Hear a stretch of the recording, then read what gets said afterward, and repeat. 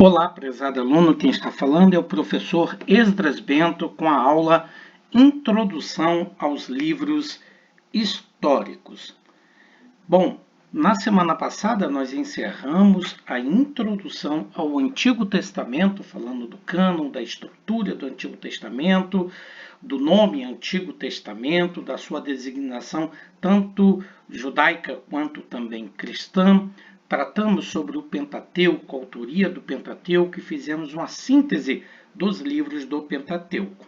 A partir dessa aula, portanto, nós vamos trabalhar os livros históricos. O principal objetivo da nossa aula é descrever um pouco da formação dos livros históricos e, na medida do possível, apresentar uma síntese dos livros históricos. O que precisa ficar bem claro desde já é que trata-se de uma aula introdutória. Os assuntos a respeito do Antigo Testamento, como também da disciplina do Novo Testamento, serão aprofundadas no semestre seguinte com o professor Cláudio Martins, que em um semestre estará falando apenas sobre Pentateuco, no outro semestre somente sobre os livros históricos e assim sucessivamente. Basicamente, o nosso currículo de Antigo Testamento abrange pelo menos 3 semestres de estudos do Antigo Testamento, além da exegese do Antigo Testamento e assim sucessivamente. Então, na verdade, o que nós vamos apresentar é uma visão panorâmica para que o aluno se familiarize com o contexto do Antigo Testamento, para que assim, quando for tratado os assuntos de modo mais profundo, você possa, então, diretamente já ter um conhecimento fundamental. Uma das coisas que justifica o estudo dos livros históricos é o fato de que eles estão repletos de teologia. Deste modo, conhecer os fundamentos dos livros históricos é indispensável para aprofundar na teologia desses mesmos livros. Vamos começar então tratando diretamente sobre o título e composição dos livros históricos. Quando nós falamos livros históricos e usamos essa designação, estamos tratando diretamente dos livros que começam em Josué e culminam no livro de Esther. Uma obra muito antiga, escrita pelo Dr. Joseph Angus, afirma que estes livros descrevem a história da nação israelita desde a conquista de Canaã até a morte de Salomão. Quando nós falamos de conquista de Canaã, obviamente aqui há um posicionamento ligado diretamente à leitura do texto, considerando em sua forma canônica.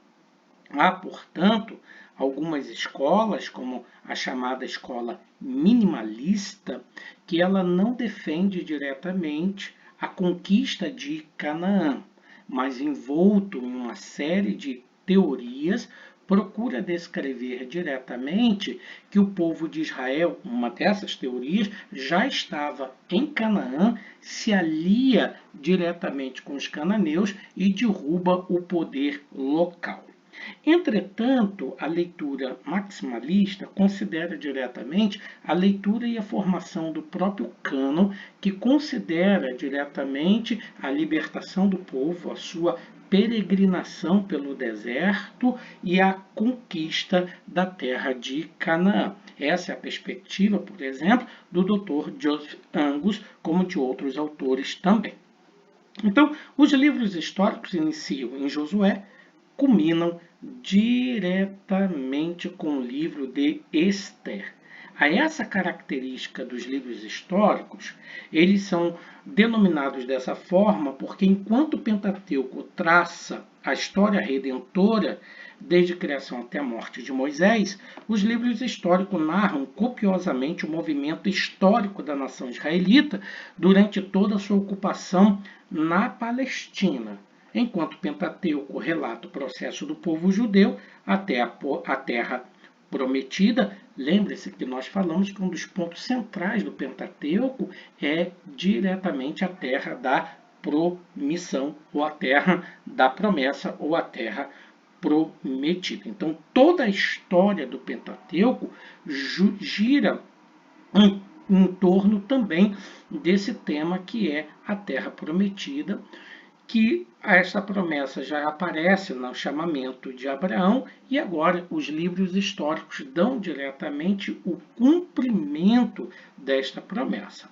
Então, enquanto o Pentateuco relata o processo do povo judeu até a Terra Prometida, os livros históricos tratam do desenvolvimento de Israel na Terra Prometida. Os livros históricos, portanto, apresentam o contexto histórico, político, religioso e moral no qual se desenvolve, por exemplo, o ministério dos profetas. Então, a divisão entre Reino do Norte e Reino do Sul também determina os profetas que profetizaram para cada reino específico e outros que ministraram para ambos. Não é possível, obviamente, interpretar corretamente os livros proféticos sem compreender a história política e religiosa apresentada pelos históricos. O ministério dos profetas consequentemente, é sincrônico às narrativas dos reinos. O biblicista Clyde Francisco, ele afirmava que, embora Heródoto fosse considerado o pai da história, tal paternidade não deveria ser por muito tempo atribuída ao velho historiador, pois, abre aspas, diz ele, séculos antes, os hebreus já estavam escrevendo a história e a saga da nação judaica. No cano judaico, esses 6 primeiros livros históricos, que são chamados diretamente de primeiros profetas, que é o livro de Josué, Juízes, 1º e 2º Samuel e 1º e 2º Reis, considerados, portanto, no cano judaico como apenas 4. Mas um ponto importante que nós temos que refletir aqui a respeito dos primeiros profetas, Josué, Juízes, 1º e 2º Samuel, 1º e 2º Reis, no cânon protestante, é o fato de que esses livros estão ligados à chamada história deuteronomista. Trata-se, portanto, de obras que recebem a designação de obra deuteronomista. Então, existe uma relação entre o livro de Deuteronômio e, consequentemente, com a teologia que se desenvolve de Josué até 2º Reis. O Deuteronômio, portanto, que eu estou falando do Deuteronômio em sua redação final, que obviamente compilou os livros históricos que nós estamos estudando. Quando eu falo dessa maneira, obviamente que nós estamos descrevendo que o nosso livro de Deuteronômio ele está diretamente ligado em sua teologia, ou os livros de Josué, Juízes, Samuel e Reis estão ligados diretamente à teologia de Deuteronômio. Então, embora o Deuteronômio tenha relação com os outros livros do Pentateuco, nós estamos agora fazendo uma relação entre Deuteronômio, Josué, Juízes, Samuel e Reis. Essa definição diretamente é aquilo que se chama, respectivamente, da obra histórica deuteronomista. Então, nós estamos trazendo diretamente a relação, não de Deuteronômio com Gênesis, Êxodo, Levítico e Número, a relação de Deuteronômios com Josué, Juízes, Samuel e Reis, que é constituído como uma história deuteronomista. É claro que esse assunto ele é espinhoso, provoca dissensão entre especialistas, mas graças a Deus nós temos hoje no Brasil 2 livros muito bons sobre o assunto. O primeiro é do Kramer, que fala sobre a origem e legislação do Deuteronômio, editado pela editora Paulino em 2006. Você pode ler a página 11 a 39. Depois do Carriere, o livro de Deuteronômio, publicado pela Loyola em 2005, nas páginas 31 a 35, todos eles baseados na proposta do Lofink, que é diretamente um teórico sobre a narrativa deuteronômica muito conhecido dentro do meio da teologia bíblica. Então, apesar das diversas possibilidades da narrativa e da origem e da autoria de Deuteronômio, considera-se, portanto, que essa obra, Deuteronômio, como a obra deuteronomista, tenha sido diretamente feita em dois momentos específicos.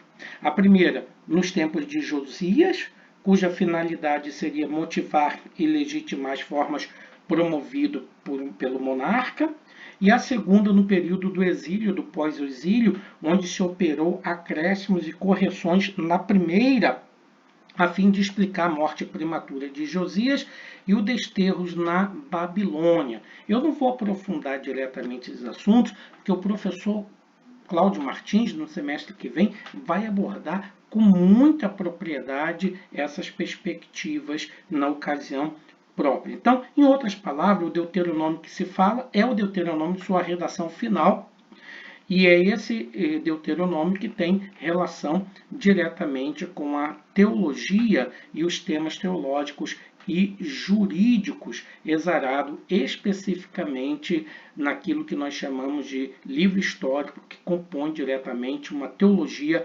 deuteronomista. E dentro desta obra, nós temos uma variedade de temas, tanto os principais como secundários, como, por exemplo, culto a uma única divindade, que é Yahvé, uma polêmica antidolátrica, a centralização do culto no lugar escolhido por Yahvé, a teologia do nome divino, o êxodo e a aliança, a observância e traição da lei, a terra conquistada ou herdada, retribuições de bênção e maldições de aliança, cumprimento de profecias, monarquia, dinastia davídica e messianismo, eleição de Israel, são muito temas teológicos que tratam a obra deuteronomista, que são diretamente os livros que nós estamos trabalhando, de Josué a Segunda Reis. É claro que essa lista de temas que eu passei, ela é incompleta, tem muitos outros, mas ela, de algum modo, apresenta, de certa forma, o conceito e a teologia da obra e da história deuteronomista, como, por exemplo, o único santuário e a presença de Yahvé. Você vai perceber que em Deuteronômio, no capítulo 12, versículo 2 a 28, há uma centralização da lei do culto. Uma prescrição inovadora, revolucionária e polêmica do Deuteronômio que corresponde à unicidade de Yahvé. A divindade de Israel é única e deve ser adorado em um único santuário, que é o de Jerusalém. Essa, claro, centralizações, ela tem razões dogmáticas, que seria proteger o javismo das influências e contaminações pagãs introduzida no santuário das províncias, desse modo garantir o monoteísmo, como também como também políticas, isto é, o rei em seu santuário é o intermediário da aliança entre Yahvé e o povo. Na obra histórica deuteronomista, esse mesmo tema aparece desde a entrada na terra até a reforma de Josias, onde há várias referências a altares e santuários dedicados a Yahvé. Só você observar Josué do capítulo 8, versículo 30 a 35, que fala de um altar a Yahvé no Monte Ebal. Em Josué 24, ele renova a aliança no santuário de Siquém. Juízes, capítulo 6, 24 e 13, e o capítulo 16 e 20 também aludem a altares sobre os quais se ofereciam sacrifícios a Yahvé. Sacrifícios ainda são citados em Juízes 2, 5, 20 e 26.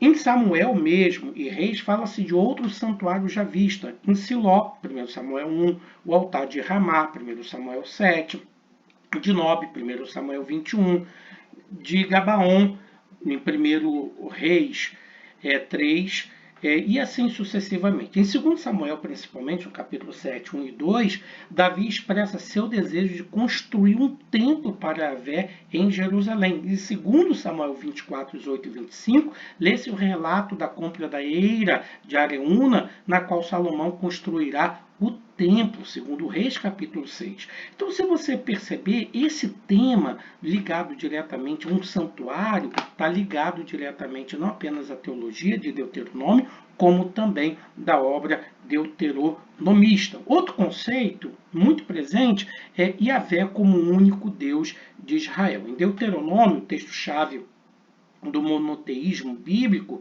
encontra-se diretamente em Deuteronômio 6, que é o Shema. Mas você vai observar que outras proclamações monoteístas aparecem durante o livro de Deuteronômio. Veja o capítulo 4, versículo 35, capítulo 5, versículos 6 e 7, capítulo 7, versículo 9, e assim sucessivamente, ligadas principalmente ao mandamento de servir exclusivamente a Yahvé e de observar os seus preceitos. Dá uma olhada, por exemplo, em Deuteronômio 4, 39 a 40, o capítulo 5, versículo 8 a 10 e o capítulo 7 a 11. Severas e violentas são as determinações contra as religiões pagãs, que você já sabe, porque você conhece o livro de Deuteronômio. E veja que não é só em relação aos cananeus, como aparece o capítulo 7, versículo 1 a 5, capítulo 16, 25 e 26, e o capítulo 12, do 29 ao 31, mas também aquelas que se referem aos próprios israelitas que praticam a idolatria, Deuteronômio capítulo 13, do versículo 2 ao 19. Então, a fidelidade exclusiva a Yahvé garante todas as bênçãos, como diz o capítulo 28, versículo 1 e 14. E nessa obra deuteronomista, que implica de Josué II Reis, a conquista, por exemplo, da terra a conquista da terra em Josué, por exemplo, uma campanha vitoriosa e triunfal graças à fidelidade do povo. Você vai ver que a derrota em Ai, por exemplo, se dá por causa da desobediência do povo. Quando se restaura, por exemplo, a comunhão com Javé, o que se é feito? A vitória é conquistada. Isso porque a conquista da terra se dá diretamente por causa da fidelidade do povo no cumprimento da aliança. Então, obviamente que se trata de um relato teológico, no qual se cumpre a doutrina de Israel, da aliança. Isto é, se Israel for fiel a Yahvé, Yahvé combaterá a favor de Israel, que consta lá em Deuteronômio, no capítulo 28, do versículo 1 até o capítulo 2, versículo 7. Isto é, então você percebe que na renovação da aliança em Siquém, sob Josué, os israelitas prometeram servir unicamente a Yahvé. Capítulo 24, do versículo 14 a 24 de Josué. Não obstante, o livro do Juízo vai descrever uma contínua volta à infidelidade, que é o caso do capítulo 2, do versículo 11 e 19, onde vai apresentar o esquema geral do livro em 4 tempos: infidelidade, castigo, arrependimento e salvação. No próprio livro de Samuel é forte o contraste entre o próprio Samuel, que escuta a voz de Yahvé desde criança, e Eli e seus filhos. Eli é sacerdote de Yahvé, mas seus filhos tratavam com descaso a oferenda feita a Yahvé. 1 Samuel, capítulo 2, 17. Durante, por exemplo, a estada entre os filisteus, que tratado e narrado em 1 Samuel 5, a arca de Yahvé provoca diversos aborrecimentos, isto é, a imagem de Dagon não se mantinha em pé, nem inteira, e a população de Azoto foi ferida com tumores. Em 1 Reis, por exemplo, Elias vai ter com Acabe, que por influência de sua esposa Jezabel passa a adorar a Baal, 1 Reis, capítulo 16. Elias, no entanto, apresenta-se como servo e mensageiro de Yahvé, o Deus de Israel, capítulo 17, versículo 1. Então, em nome de Yahvé, Elias promete a seca. Após 3 anos, Elias desafia os profetas e profetiza de Baal, em um relato altamente irônico. O profeta de Yahvé zomba da incapacidade de Baal para mandar chuva, sendo Baal adorado como Deus da chuva. Então, se você olha, é uma relação muito grande da teologia de Deuteronômio com os livros de Josué até 2 Reis, que é chamado de história deuteronomista, que reflete diretamente a teologia de Deuteronômio. Um caso outro que a gente pode apresentar nessa relação é o caso da monarquia, que é uma ocupação teológica da obra deuteronomista. Por quê? No capítulo 17, do versículo 14 a 20 de Deuteronômio, encontra-se a chamada Lei do Rei, que é uma concepção ideal da realeza isto é, como deveriam se comportar os monarcas, não ser um ditador, não multiplicar o número de suas mulheres, nem excessivamente suas riquezas, por exemplo. Basta você dar uma lida na lei do rei que você vai verificar diretamente essas nuances legais. Além disso, deverá ser leitor assíduo da lei de Yahvé e nela, obviamente, basear todo o seu governo, que eu vou chamar aqui de governo monárquico teocrático, porque o governo está sobre a mão da monarquia, mas sobre a liderança de Yahvé por meio da sua lei. Todavia, você vai perceber que o texto sempre reflete uma posição que trata da monarquia com certa desconfiança. Isto é muito importante, porque a obra deuteronomista, repito, de Josué a Reis, quando for falar do surgimento da monarquia, da maneira como ela surge por meio de Saul, você percebe que há uma crise de desconfiança. Primeiro, a escolha de Saul é uma escolha que, no primeiro momento, é uma solicitação do povo, a qual Deus concorda, não sem antes fazer determinadas advertências. A perspectiva em que Saul é apresentado é uma perspectiva onde se apresenta um indivíduo que se destaca pelo seu porte físico e pela sua beleza, mas não se destaca diretamente pelo seu caráter. Por exemplo, para ele encontrar a Deus, ele precisa perder uma mula. Pensa só no negócio desse. E é o servo dele que indica especificamente que na cidade tem um profeta que pode revelar onde está a mula. E ele vai atrás do profeta para saber onde está a sua mula e acaba encontrando a Deus e sendo elegido a rei. Então, essa perspectiva vai apresentar diretamente que Saul seria a escolha do homem, mas Davi seria a escolha de Deus, e por isso o texto vai descrevendo as falhas do caráter tanto de Saul quanto também as falhas de caráter diretamente de Davi, porque é essa uma perspectiva presente na história deuteronomista que olha diretamente a monarquia juntamente com as designações do livro de Deuteronômio que eu já citei, o capítulo 17, com uma certa desconfiança. Então, por exemplo, em Josué, o que é o comandante supremo de Israel em lugar de Moisés, que ele é o Nagib, e é muito interessante isso daí, que o Saul ele é chamado de rei, mas ele cumpre, na verdade, uma função de Nagib, que seria um comandante militar.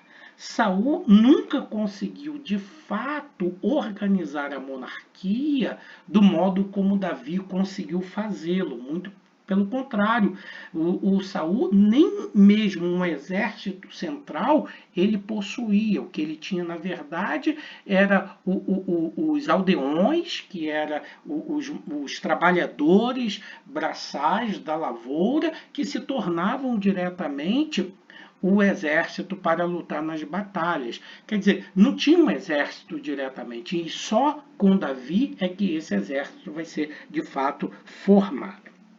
Então, diretamente com Josué, que é o comandante supremo de Israel, Nagib, que em lugar de Moisés vai ocupar as funções de um rei guerreiro que conduz o povo à conquista da terra. Todavia, o termo rei não é aplicado jamais a Josué, nem mesmo pelas nações inimigas. De juízes a reis encontram-se, então, relatos provenientes de ambas as correntes, a contrária e a favor da monarquia. Por exemplo, Juízes 9 narra o trágico reinado de Abimeleque sobre Israel, um reinado que foge completamente ao que é proposto na lei do rei de Deuteronômio. Nos apêndices de Juízes, todavia, você vai verificar diversos episódios cabrosos que recebem uma única explicação. Eles aconteceram porque não havia rei em Israel. Está lá em Juízes 17:6, 18:1, 19:1 e 21:25. Em 1 Samuel, capítulo 8, do 11 ao 18, que é um texto paralelo a Deuteronômio 17, do versículo 14 ao 20, ambos os textos provêm de uma corrente contrária à monarquia. Igual hostilidade à realeza se vai verificar em 1 Samuel 12, no qual a monarquia é comparada a uma tempestade que pode destruir Israel, que você vai verificar nos versículos 16 e 19. De outra forma, você vai observar que, segundo Samuel, do capítulo 7, versículo 5 ao 16, você vai encontrar um texto fundante da esperança messiânica. E o livro dos reis, portanto, vai empregar regularmente o formulário deuteronomista para avaliar os reis de Israel e de Judá. Não é isso? Vai dizer que andaram no caminho do seu pai Davi ou andaram no caminho do seu pai Jeroboão, apresentando aspectos positivos e negativos da monarquia.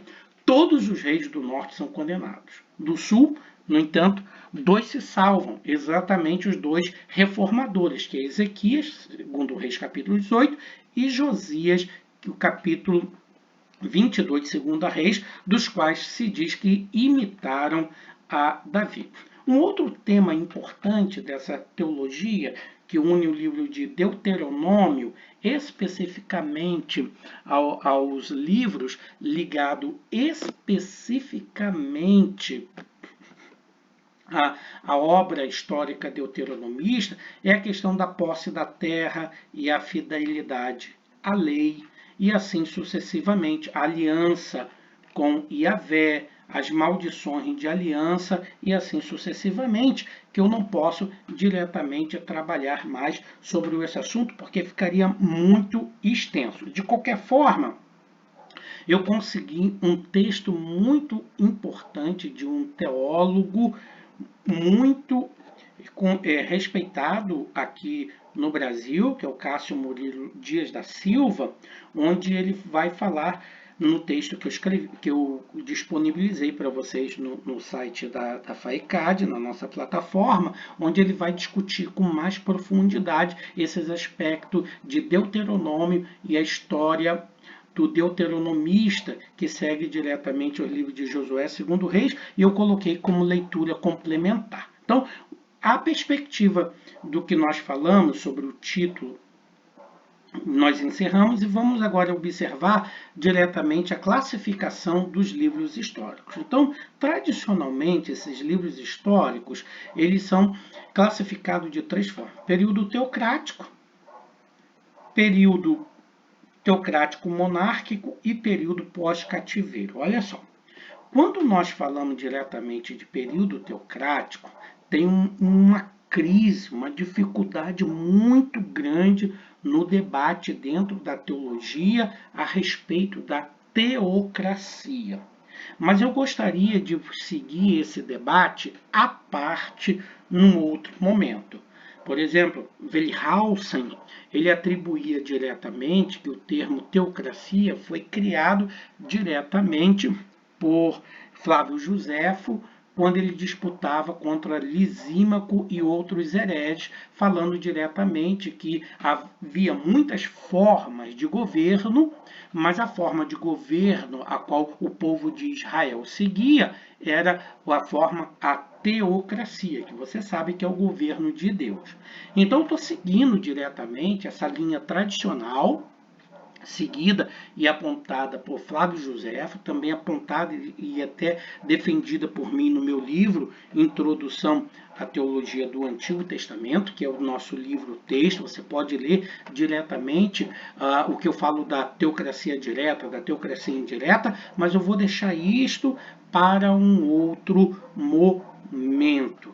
Agora eu vou tomar apenas esse conceito. Período teocrático, que são os livros anteriores ao reinado, que este período seria composto, por exemplo, por 3 livros, Josué, Juízes e Ruth, e tratam de Israel sobre a liderança direta de Yahvé por meio da lei e principalmente por meio de Nagib, ou por meio de sofetins, ou por meio de um general de guerra, ou por meio, portanto, de lideranças carismáticas como juízes, e aproximadamente vai de 1405 a 1075 aproximadamente. Vocês viram num outro vídeo que nós apresentamos de como foi tratado diretamente a forma da datação e do calendário seguido por Israel. E a gente está seguindo diretamente essa perspectiva.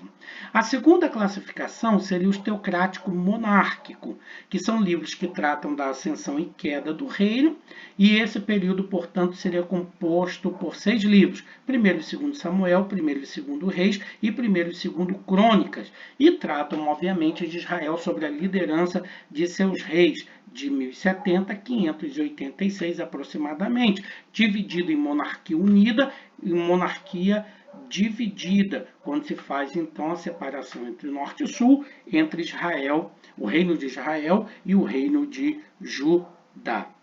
E o período pós-cativeiro, não é isso, babilônio, que são os livros que tratam da solicitude para com os remanescentes no tempo dos gentios, e 3 livros estariam relacionados com esse período disciplinador a Israel, que é o livro de Esdras, Neemias e Ester, que tratam de Israel sobre a dominação de reis e povo gentílico de 537 a 432 a.C. aproximadamente. São também chamados de pós-cativeiro babilônico. Então, veja só, quando nós falamos da história deuteronomista, nós estávamos situando os livros de Josué, Juízes, 1º e 2º Samuel, esse 1º e 2º Reis.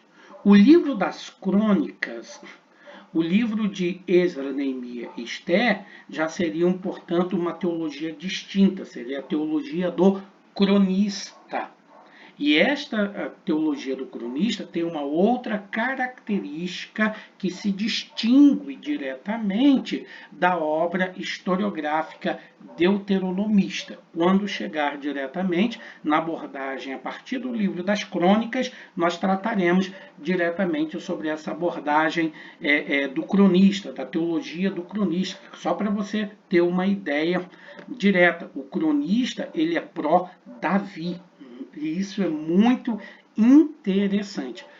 Ele é muito pró-Davi. Davi é pintado na obra do cronista sem falha, sem falta alguma. Isso tem uma perspectiva e um objetivo, mas isso nós veremos mais adiante. Então, sintetizando de um modo geral, nós temos aqui essas 3 divisões fundamentais, não é isso? Essas 3 divisões fundamentais, que é do período teocrático, que inclui diretamente o livro de Josué, Ruth, o período teocrático monárquico, que compõe os 2 de Samuel, os 2 de Reis e os 2 de Crônicas, e o período pós-cativeiro, que inclui de Esdras a Ester.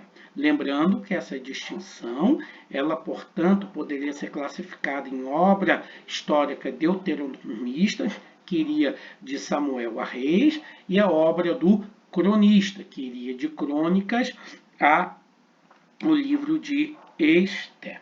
Quando se fala, portanto, da autoria dos livros históricos, gente, há muito debate sobre isso e seria possível preencher livros e livros, folhas e folhas a respeito desse debate. Então, seguindo a lógica introdutória da nossa aula, como a lógica introdutória do seu livro didático, nós vamos definir diretamente que esses livros foram escritos ou compilados por vários indivíduos que possuíam, por exemplo, o dom profético reconhecido diretamente como representante de Deus. 4 deles, portanto, são considerados como seus autores principais: Josué, Samuel, Jeremias e Esdras, além dos profetas Natã e Gade. Essa é o posicionamento tradicional. Se a gente aceitar a escola deuteronomista ou da historiografia deuteronômica, a autoria diretamente desses livros estaria situado em duas perspectivas possíveis.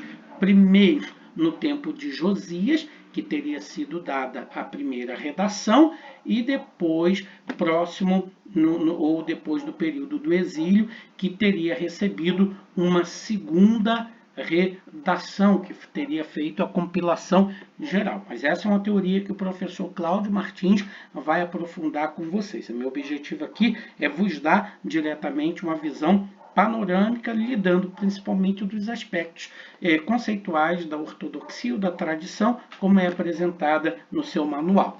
Então, é incontestável que esses possíveis autores se utilizaram de vários documentos e crônicas para a história de Israel e Judá. Não é isso?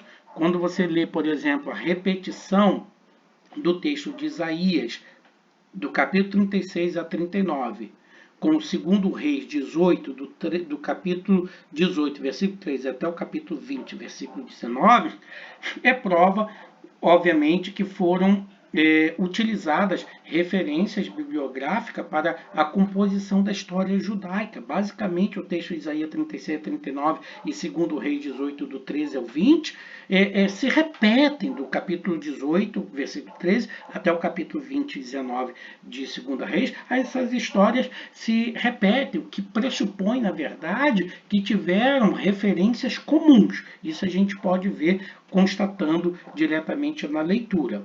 Então, entre as principais obras citadas no Antigo Testamento estão o Livro do Justo, em 2 Samuel, capítulo 1, 18, a História de Salomão, 1 Reis 11, 41, Crônica dos Reis de Israel, 1 Reis 14, 19, Crônicas de Davi, 1 Crônicas 27 e 24, Crônicas de Samuel o Vidente, 1 Crônica 29 e 29, e o interessante é que em 1 Crônica 29 e 29 se faz referência, pelo menos, à Crônica de Davi, à Crônica de Samuel Vidente, à Crônica de Natão Profeta, à Crônica de Gade o Vidente.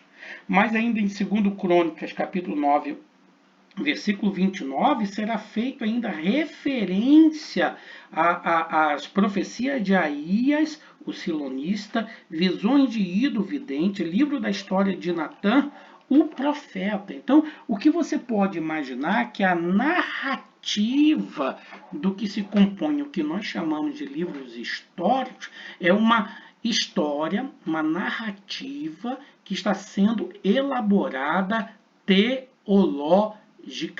E é muito bom, principalmente você que é formado em história, que estuda conosco, sabe que existe uma classificação na história que se fala diretamente da história teológica, não é isso? Todo mundo que estuda história, principalmente dos aspectos da história, sabe que esse período de história teológica ela é classificada principalmente dentro do conceito medieval, na qual está diretamente ligado às ações humanas sobre a ação, intervenção e propósito de uma divindade. Então, essa história que é narrada, ela é uma história que nos dá acesso ao fato, mas esse fato está elaborado teologicamente. Nós não temos, por meio dessa história, acesso ao bruto, mas temos apenas acesso ao fato por meio de uma elaboração com propósito teológico, no qual as ações são diretamente avaliadas sobre um princípio teológico, que é o princípio da lei mosaica. Então, quando nós falamos da obra deuteronomista, que julgam os atos dos reis do sul e do rei do norte de Israel e Judá, nós falamos diretamente que essas avaliações são feitas com base na obediência da lei deuteronomista, conforme apresentado no livro de Deuteronômio. Então, é muito importante você atentar para essa perspectiva. Agora, vamos rapidamente, na medida do possível, tentar traçar uma síntese desses livros. Aí eu gostaria muito de lhe pedir desculpa, porque infelizmente não é possível a gente trabalhar de forma a esgotar o conteúdo, não é isso? Então, eu peço desculpa a vocês, a nossa aula não vai terminar hoje, a gente vai continuar com essa aula mais adiante, mas eu gostaria então de tecer alguns comentários sobre alguns desses livros. E esses comentários, na verdade, nós temos como uma proposta tentar abordar de modo simples e sintético a questão de autoria, da esfera de ação, da data e local possíveis, propósito do tema, esboço e um breve comentário. Mas você sabe que não será possível fazer isso tudo a contento. E eu já peço para você entender que se trata de uma introdução. Haverá um período dentro do seu curso que você vai ficar 80 horas só estudando os livros históricos. Então, nessa ocasião, é que o professor vai se aprofundar mais ainda em questões teológicas. O meu propósito aqui, no entanto, é apenas fornecer uma base teórica fundamental para que mais tarde, ainda no semestre que vem, você possa aprofundar este conteúdo. Então, o caráter é de síntese e não diretamente de uma abordagem completa. Não é isso? Então, quando nós falamos do livro de Josué, é obviamente que quando você vai discutir o título, que o nome Josué no hebraico Yehoshua, como aparece lá em Números, no capítulo 13, versículo 16, ele é composto pela abreviação do nome divino, Yahvé, e pelo vocábulo salvação. E literalmente, Josué significa salvação de Yahvé, ou Yahvé é Salvador. E é esse nome de Josué no Antigo Testamento, corresponde a Jesus no Novo Testamento, como você vai ver essa relação em Atos dos Apóstolos, capítulo 7, versículo 45. Daí a razão pela qual o Cleide Francisco, na sua obra, afirma que, assim como o primeiro Jesus conquistou a terra da mão do inimigo, o segundo Jesus conquistou vitoriosamente o céu pela vitória sobre o pecado. Então, no cânon hebraico, o livro de Josué é o primeiro rolo dos livros dos profetas anteriores. Os judeus denominavam esses 6 primeiros livros históricos, Josué, Juízes, 1 e 2 Samuel, 1 e 2 Reis, de primeiros profetas, como nós já observamos, considerando-os, porém, como 4. Esses primeiros constatavam com os últimos profetas, que eram Isaías, Jeremias, Ezequiel, e os 12 profetas menores, como nós já estudamos diretamente na nossa introdução. Então, Ellison, por exemplo, ele sabiamente faz a seguinte distinção. Os primeiros profetas são exortativos, os primeiros profetas são históricos e os últimos exortativos. Então, você deve lembrar que os profetas de Israel, além de serem líderes espirituais do povo, também eram historiadores da teocracia. É o caso, por exemplo, quando a gente citou as crônicas de Samuel Vidente, crônica de Natão Profeta, profecia de Aías, visões de Ido e o famoso livro da história de Natão Profeta. Então, obviamente, você percebe diretamente que os profetas também eram historiadores da teocracia. Então, o ambiente histórico é o cenário, obviamente, é o cenário profético dos profetas de Israel. Qual o tema do livro de Josué? Claro que o tema é o triunfo e a prova da fé de Israel. Ele trata, evidentemente, da conquista da terra de Canaã. Então, quando se fala dessa conquista da terra de Canaã, eu já disse para vocês que aqui nós temos algumas escolas de debate, escola maximalista, maximalista moderada, escola minimalista, que rivalizam-se a respeito se houve de fato uma conquista ou o povo de Israel já estava lá e derrubou o governo local, assumindo então Canaã. Então, quando nós falamos de escola maximalista, nós estamos falando diretamente daquela leitura da ortodoxia que entende diretamente que a Bíblia serve como documento histórico e arqueológico, e os relatos que ela narra a respeito daqueles acontecimentos são verídicos, verdadeiros e são atestados. Mas, no entanto, não teríamos, por exemplo, provas arqueológicas, de acordo com a crítica histórica, para assumir a veracidade de alguns fatos. Por exemplo, um rei tão poderoso como Davi e Salomão, era de se esperar que tivéssemos muitas provas arqueológicas a respeito deles. E, na verdade, as provas que tem são ínfimas demais, que criam até mesmo de dificuldades arqueológica. Mas a escola maximalista ela aceita diretamente a Sagrada Escritura como um documento comprobatório dos seus relatos, como prova da história.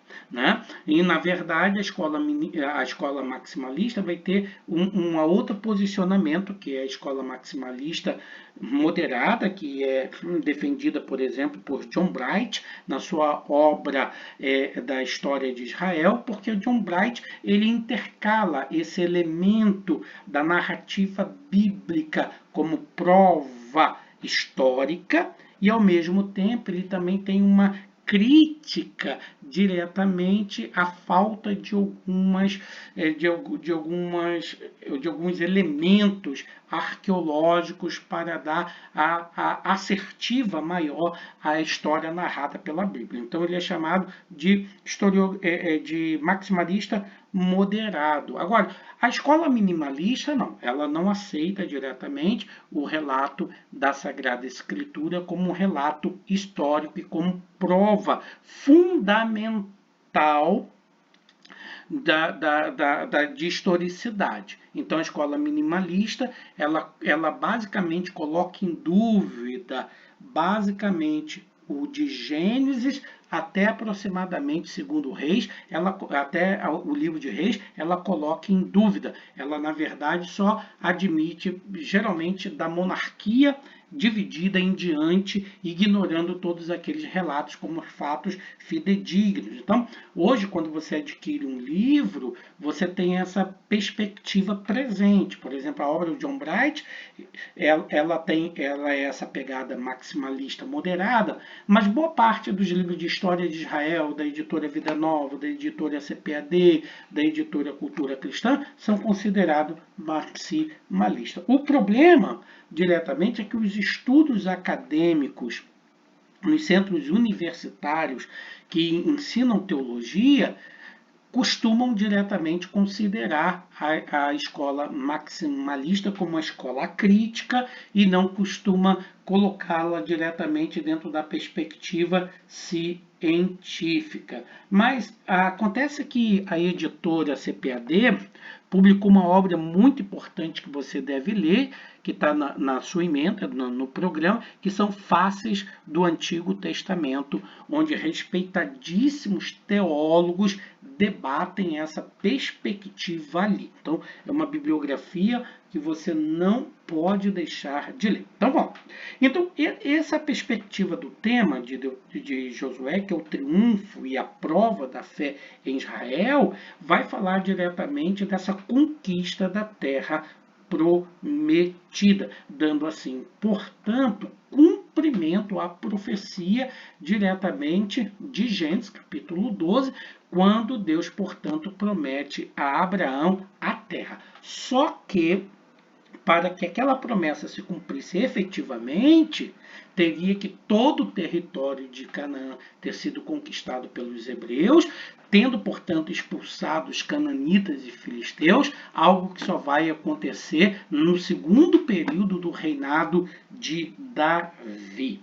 Então, quando falamos da autoria, olha, a tradição judaica atribui diretamente que Josué tem escrito todo o livro, com exceção dos 5 últimos versículos, que teria sido escrito por Finéias. Né? Então, o próprio livro, na sua forma canônica, ele é anônimo, não traz diretamente quem foi que escreveu o livro, mas existe uma evidência de que Josué, dentro do manual que você está estudando, tenha sido o autor, porquanto Josué foi testemunho ocular dos fatos que ali estão presenciados e ele era escritor, como aparece no texto canônico, no capítulo 24 e 26. Há umas evidências internas, por exemplo, que atestam que a história era registrada por uma pessoa que presenciou os eventos no livro registrados. Por exemplo, no capítulo 5, versículo 1 e 6 diz: até que tivéssemos. que nos daria o que nota diretamente que a pessoa que narra é a pessoa que está vivendo os fatos, todos na primeira pessoa do plural, e não há razão para não crer que fora o próprio Josué que tenha escrito. Mas também existe a possibilidade de uma autoria dupla, isto é, porque alguns opinam que o livro seja obra dos anciãos que sobreviveram por muito tempo depois de Josué e que teria feito uso do material escrito por ele. Então, a favor dessa corrente tem o fato de que os acréscimos editoriais não eram incomuns naqueles dias. Por exemplo, a morte de Moisés foi uma adenda editorial escrita após a morte deste, como você vai observar em Deuteronômio 34. E a morte de Josué igualmente é registrada no capítulo 24, versículo 29 a 30. Né? Então, um ponto crucial para admitirmos a autoria dupla é aquela, por exemplo, atestada pelo Grayson Archer, que, baseado no texto de Josué, capítulo 24, 31, onde ocorre uma generalização de que serviu Israel ao Senhor todos os dias de Josué e todos os dias dos anciãos que ainda sobreviveram por muito tempo depois de Josué. É o que nos diz, portanto, Gleison Archer na sua obra Merece Confiança, o Antigo Testamento. Então, é provável que Josué e mais tarde um outro historiador tenha crescido os relatos após a morte deste, talvez Eleazar ou seu filho Finéias. Então, Josué era originalmente chamado de Oséias, como aparece em Números capítulo 3, versículo 8 e Deuteronômio 32, 44, mas seu nome foi mudado por Moisés em Cádiz. Veja Números capítulo 13, versículo 16. Oséias significa salvação. Todavia, seguindo a prática hebreia e semítica de mudar o nome a fim de ratificar a mudança de posição ou destino, Moisés, influenciado provavelmente por uma ação do Espírito Santo, muda o nome do primogênito da tribo de Efraim para Yehoshua. Com a mudança desse nome, altera-se também a função e responsabilidade do indivíduo diante do Senhor e do povo israelita, não é isso? Então, no meu livro, Hermenêutica Fácil tipo Complicada, tem um capítulo que eu falo apenas de onomatologia, explicando diretamente essa perspectiva dos nomes e a importância dele para a leitura e entendimento do caráter do indivíduo, do destino do indivíduo. Então, o propósito do livro não é friamente histórico, mas principalmente moralizador. Vendo nessa história narrada, o dedo de Deus, o apoio e confirmação divina no heroísmo dos obedientes e o castigo providencial do pecado e da rebelião, que é diretamente uma leitura ligada especificamente à teologia de Deuteronômio, como nós observamos. Quando se fala da data e local em que foi escrito, nós temos também muitos debates a respeito disto. Por exemplo, o arqueólogo John Castan e Brian Wold, eles, após acuradas escavações e comparação entre documentos antigos, eles determinaram que a queda de Jericó tenha ocorrido por volta do ano 1400 a.C., que seria o fim do período da Idade do Bronze Antigo I. E que certos documentos que foram descobertos em Tel El Armana, no Egito, e Ugarit, na Síria Ocidental, confirmariam a data afirmada pelos dois arqueólogos, pois se refere-se aos Abirus em Canaã, bem próximo de 1400 a.C.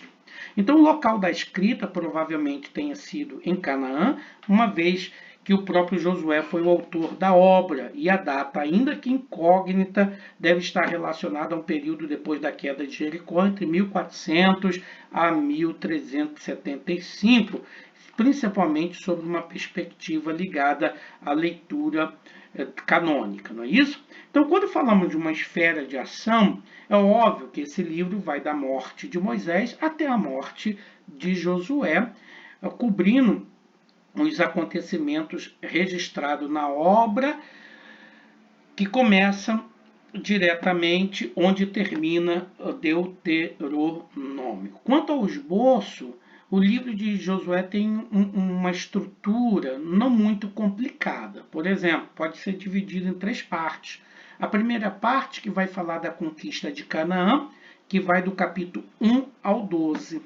A segunda parte, que vai da divisão de Canaã, que vai do capítulo 13 ao 22.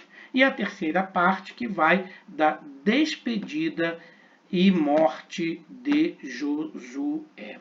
Então, essas três divisões, do capítulo 1 ao 12, do 13 ao 22 e do 23 ao 24, tem como foco diretamente a conquista, a divisão da terra e a despedida de Josué. Isso é muito importante, porque nós temos cerca de 12 capítulos para falar da conquista de Canaã.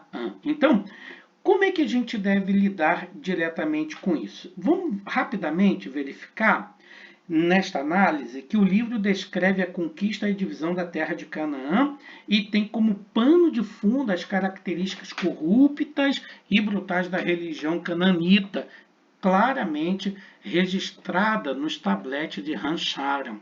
Então, prostituição de ambos os sexos, sacrifícios de crianças, sincretismo religioso, eram realmente alguns dos males mais comuns aos quais Deus ordenou aos israelitas a destruição completa dos habitantes de Canaã.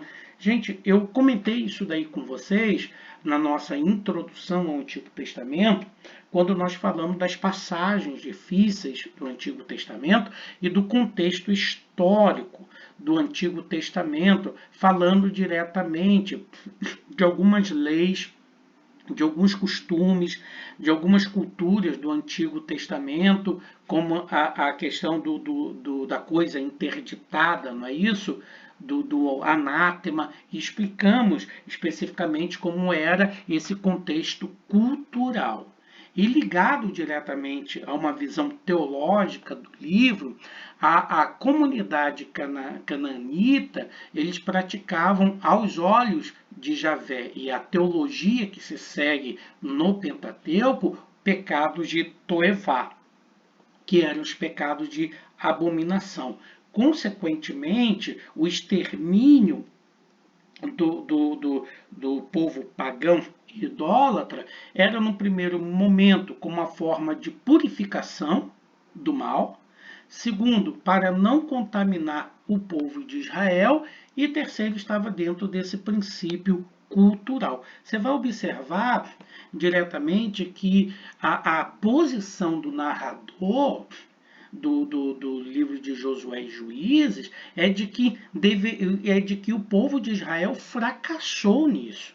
No capítulo 1, versículo 12 ou 13, se não me falha a memória, de Juízes, é narrado, por exemplo, que cerca de 9 tribos fracassam ao expulsar ou exterminar os cananeus ou cananitas de suas terras ou da terra que Israel doravante estava ocupando. Então, é essa perspectiva que está ligado diretamente a esses costumes que eram reprováveis à teologia e à santidade de Javé, formam diretamente o background, o leitmotiv que está por detrás diretamente dessas narrativas. Então, e essa história, ela vai revelar a fidelidade do Senhor como Deus que observa a aliança deuteronomista, a aliança narrada em Deuteronômio. Se você ver o capítulo 1, já no versículo 2 e 6, isso vai ficar claro.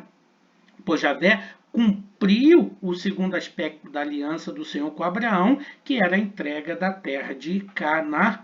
A primeira já havia sido cumprido, que era fazer de Abraão uma nação poderosa, de ter muitos descendentes. A segunda, que é da ocupação da terra, que doravante estava em processo. Como o narrador está escrevendo essa história como um narrador universal, que já conhece toda a história, então ele já narra esse evento como já cumprido. E segundo o Hélice, por exemplo, a primeira promessa de uma semente levou cerca de 25 anos para ser cumprida.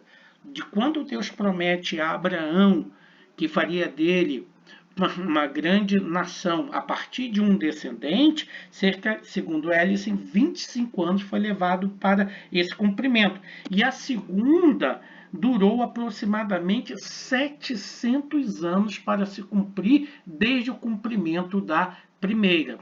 E o próprio um livro da história de Israel, publicado pela CPAD, nos diz que a promessa de Deus a Abraão levou 1250 anos para serem cumprida em sua totalidade, que é o período quando, portanto, Davi expulsa diretamente os cananeus e filisteus da terra de Canaã. Então, a promessa de um rei levaria mais 400.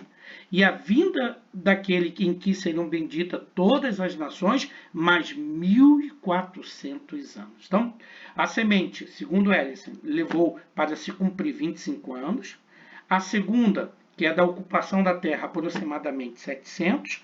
A promessa de um rei levou mais 400. E a vinda daquele que seriam benditas todas as nações, mais 1400.